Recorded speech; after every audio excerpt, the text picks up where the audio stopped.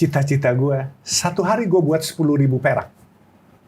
Kalau udah 10.000 perak, lu mau apa? 100.000 perak satu hari. Oke. Terus sudah 100.000, 1 juta, saya bilang. Oke. Sudah 1 juta diubah lagi, 10 juta setiap hari. Setelah 10 juta, 100 juta per hari. Terus dia terkejar lagi, setelah 100 juta, 1 miliar per hari. Terus dia bilang, setelah 1 miliar, saya bilang, I retired. Saya berbuat baik kepada orang banyak dengan duit yang berlimpah, saya bilang begitu. Yeah. Allah kasih, malaikat dengar. Bismillahirrahmanirrahim. Assalamualaikum warahmatullahi wabarakatuh. Baiklah, pada kesempatan kali ini izinkan saya Taruna Utama Farhan Fadlur Rahman STB 4468 Prodi Teknik Pemasyarakatan kelas C untuk memaparkan video analisis podcast dari Denny Sumargo dengan narasumber yaitu seorang tokoh yang cukup menginspirasi, yaitu Bapak Yusuf Hamka, dengan judul podcast yaitu Kaya Raya Tapi Tidur di Atas Jamban. Pertama-tama, apa itu komunikasi interpersonal? Menurut R. Wagnapis, komunikasi interpersonal atau komunikasi antar pribadi adalah proses komunikasi antara dua orang atau lebih secara tatap muka. Ini memungkinkan kombinator untuk menyampaikan pesan secara langsung dan komunikan menanggapinya pada saat yang bersamaan. Selanjutnya, terdapat unsur-unsur yang mempengaruhi komunikasi interpersonal itu sendiri. Yang pertama, source and receivers. Komunikasi interpersonal melibatkan paling tidak dua orang, di mana masing-masing pihak dapat berperan sebagai sumber source, yakni membentuk dan mengirimkan pesan, dan juga berperan sebagai penerima, yakni menerima pesan.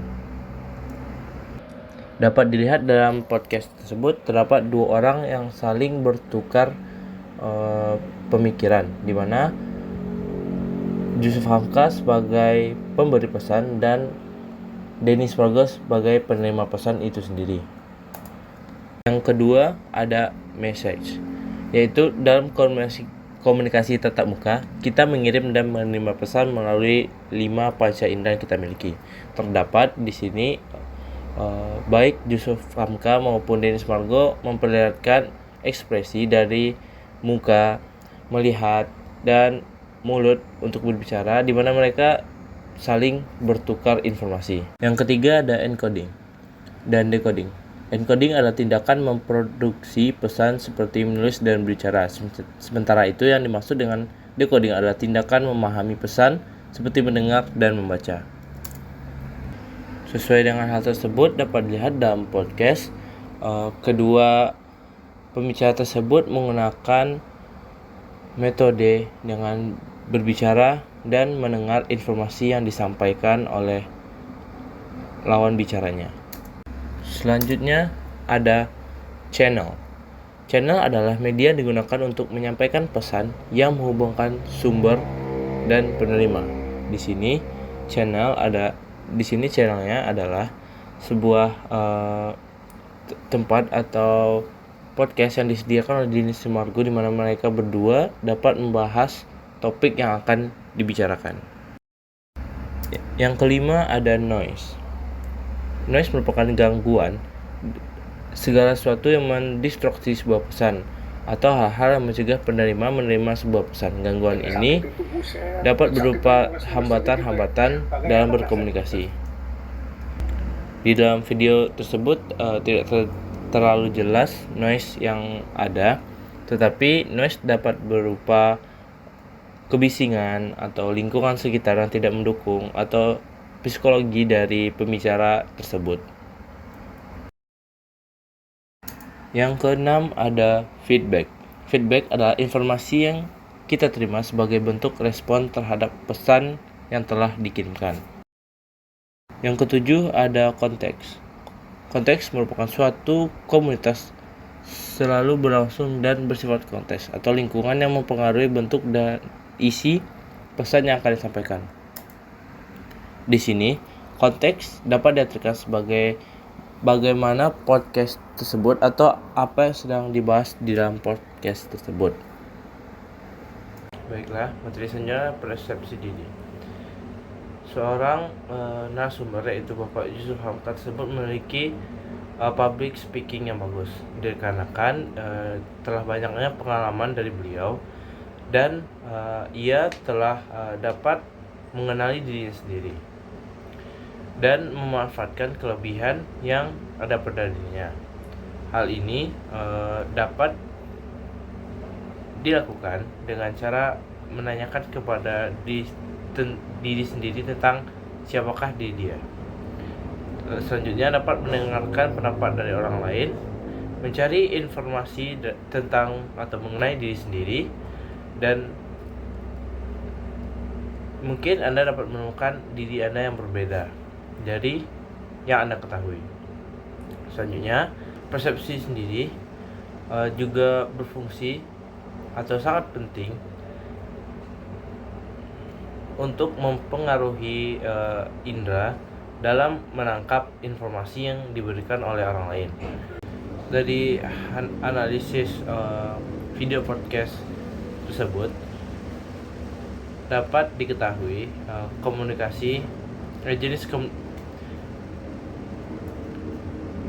di dalam video tersebut terdapat dua jenis komunikasi, yaitu komunikasi verbal dan komunikasi nonverbal.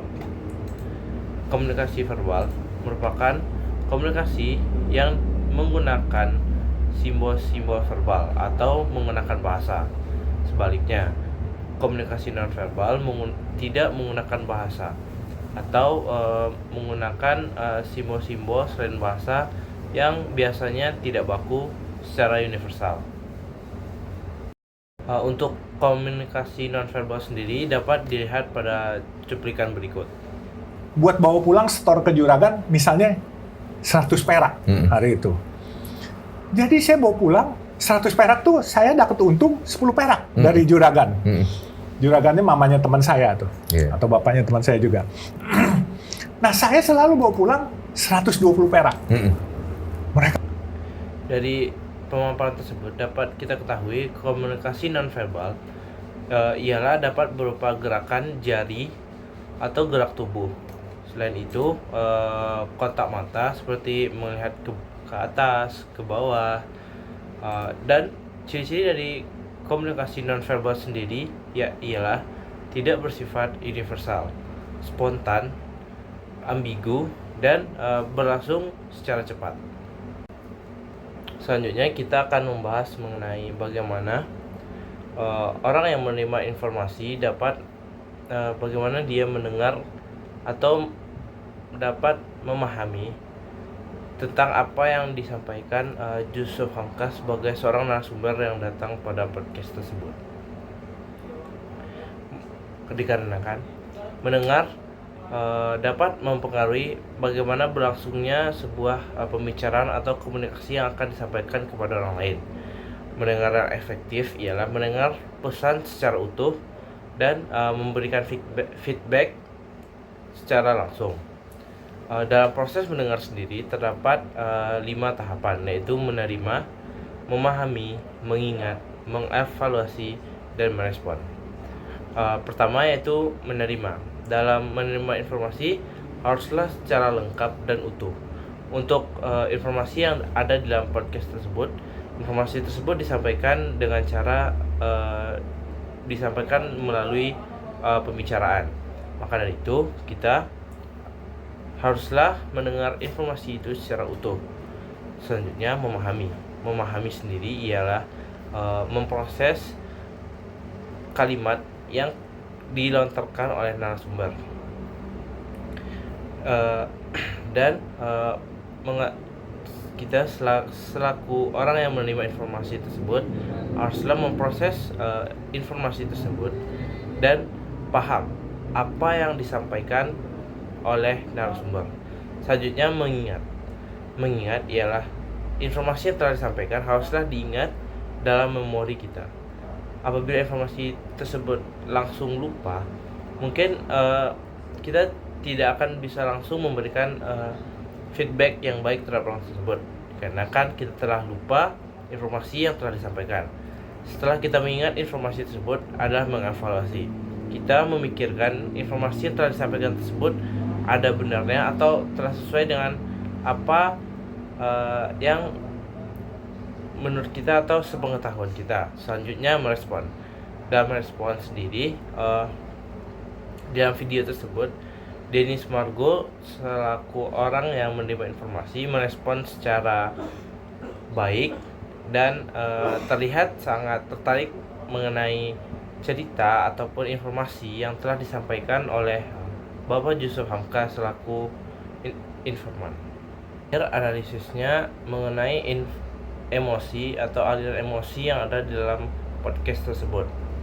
Menurut pendapat saya, dalam podcast tersebut Dennis Margo selaku orang menerima informasi memberikan perhatian yang cukup bisa dibilang banyak kepada Bapak Yusuf Hamka selaku pemberi informasi, dikarenakan dia memberikan atau memiliki emosi yang senang, ketertarikan atau interesting, dimana dia mengeluarkan ekspresi seperti orang yang tertarik dan senang terhadap informasi atau cerita yang sedang disampaikan oleh Bapak Joka sendiri. Dan menurut saya hal tersebut juga mempengaruhi dari informan sendiri, di mana mereka berdua dalam podcast tersebut sesekali saling saling bercanda dan tertawa bersama. Baiklah, sekian pemaparan video analisis podcast Dennis Margo dengan judul Kaya Raya Tapi Tidur di Atas Jamban yang dapat saya sampaikan pada kesempatan kali ini. Mohon maaf apabila terdapat salah dan janggal. Sampai bertemu di video-video selanjutnya. Saya tutup. Wabillahi taufik wal hidayah. Assalamualaikum warahmatullahi wabarakatuh.